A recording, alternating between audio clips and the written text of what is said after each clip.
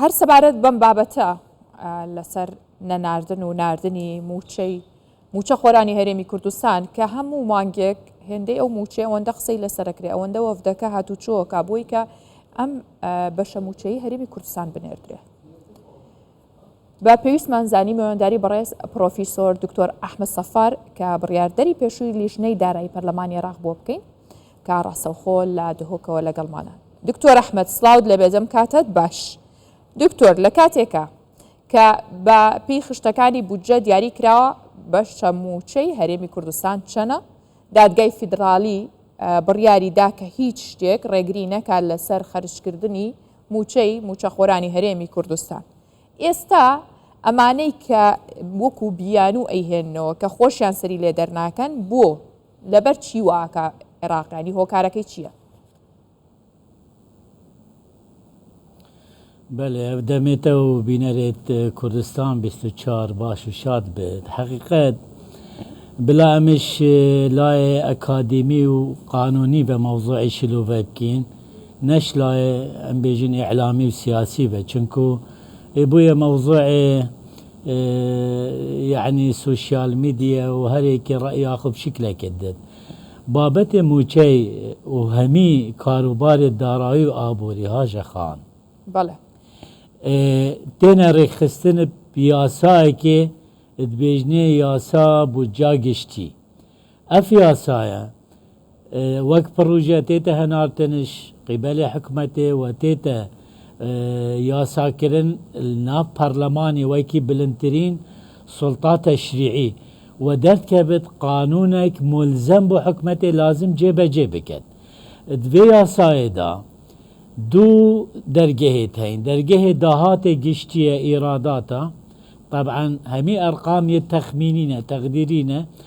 و دەرگەهێ دیە خەرجیەیە نەفەقات عامە. ئێکش بەندێت نەفەقاتە بەندێ موچێت فەرمانبەرانە کول بودجا عێراقت بێژنێ تعویضات الموظفین. ئەف بەندێکی ئیجباریە بۆ حکومەتێ، قانونا موازنه قانونێکی دەمکیە، قانون موقتت بێژنێ بۆ ساڵێکێ. وەختێ قانون دەرکەبتش ئێکی ئێک حتا سیهو ئێکی ئێک لازم هەیوانە موچێ فەرمانبەری بێتەدان الدیف ئەو پیڤەرت هاتێنە دەینان ئێک حتا ئەگەر ساڵ خلاص و قانونا بۆ جێیانی نەدەرکەت دێ هەر ئەو بەردەوام بن موچێ فەرمانبەری دەدنێت سەر مەبدەئێ ئێک سەردۆزدا. مادەم ئەف قانونە ئەvە چەند ساڵە جێبەجێ ناکەن، یعنی وەختی ئەمل بەغدا 2019 2021 و ئەvە 2023 و 24 و 25 دێت نەهاتیە جێبەجێکردنێ دێ ئەف کێشە دێ ڤی ڕەنگی دەرکەبن. مەسئەلان موچێت فەرمانبەرە نەپ وەفداتێتە چارە سەرکردنێ نە يعني ئەvە نەداخوازیەکە هەرێمش بەغداد کرد حتا بڕێ کرد. ئەvە حەقێکی هەرێمێ حەقێکی فەرمانبەریە وەختێ ئەو ئیلتیزامێ ئەرکێ خود کرد لازم موچێوی دەمێ خوددا بێتە دان. فئەvە مخالفاتم ڕاستی دیتنامن حتا محکەما ئیتیحادی وەختێ بریارە تەوطینە ڕاتبایینای و ئەف بریارە مخالفی دستوری عێراقیە و مخالفی قانونا ئیدارە مالیە ئەوات بێژێت دەبێت حکومەتە ئیتیحادی بەشە بودجا هەرێمێ بڕێکێت و حکومەتە هەرێمێ دەبێت بودجاخۆ هەبێت پڕیاوێ بودجێ موچێت فەرمانبەرێت خوب بێت. باشە دکتۆر ئەحمەد بەپێی و ئەزمونەی بەڕێستان هەتانە لە بەغدا لە ناو لیژنەی دارایی هۆکاری چییە؟ ئەم پاساوانە ئەم ڕێگریانە ئەم ئاستەنگانە بۆ ئەکات لەکوێشەوە سەرچاواگرێم ئاستەنگانێکە دروستیەکە؟ يعني بديتنا من خلافات السياسية بتر العراق هاجا خان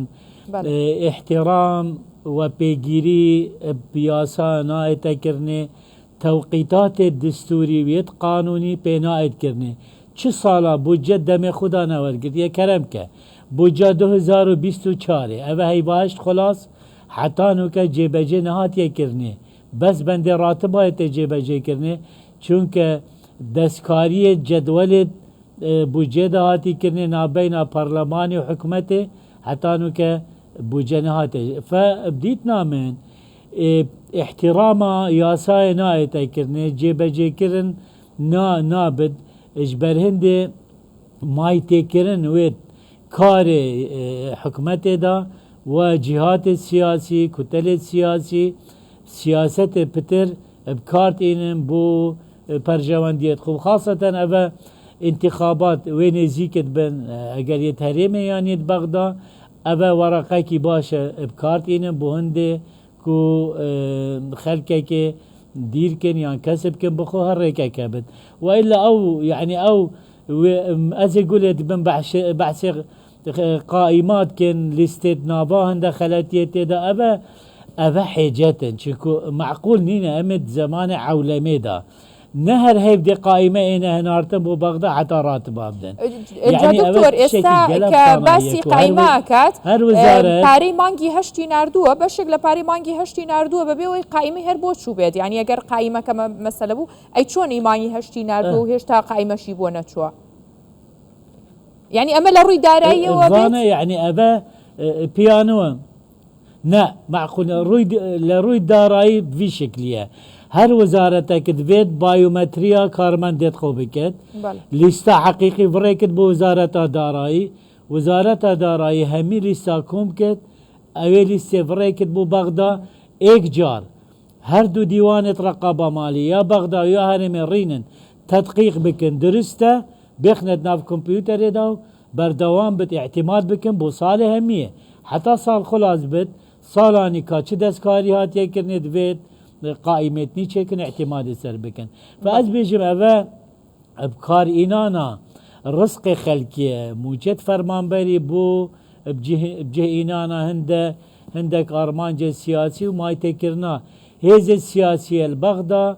تشولي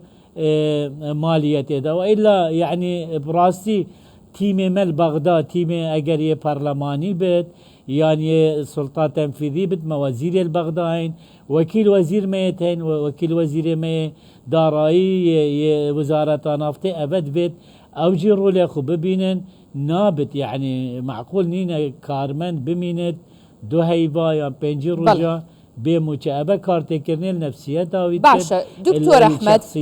أكريت لبرلمانو فشار دروس كريه بو چارە سەرکردنی ئەم کێشەیە يعني ئەندامانی پەرلەمانە توانن فشار دروستکەن بۆ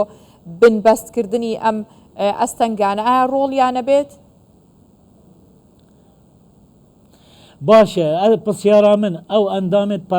برلماني همية ياسا بوجه در اخد بو ديف چوني الناكد بوشي اف ياسا نايت اف جيبا جيكرني حتى اف كيشاليستا نمينت ومثلا جيرو بينا موشي نمينت يعني بوجا جيشتي همية واضح كري مادة 12 سيزده هر تشتكي واضح كري كاتشي التزامات السر هرمي هين وشي حقوق هرمي هين البغدا بلا بصفرن اوي قانوني جيبا جيبكن يعني اف تفسير اف قانون محكمة اتحادي ويتذكرني بشكلك غلط قانون محكمة اتحادي دخلت جلا جرينجن ايك ويد بيجت يعني الزامه هردو حكمتات كد كد فيت موچه فرمان بري دم خدا بتدان سرانسري عراقي همية دو اشني چتا تفاصيل انه كاتش التزام سرتهنا وچه حقوق تهنا ادفيت بيت اجيب اجيكنا بديت نامن اف كيشدي بردوان بت وچاره سر نابت چونا وفدا وهاتنا وفدا اگرش بغدا بين ويري يانش ويري بيشني بديت نامن حلاوي چاره سرياوي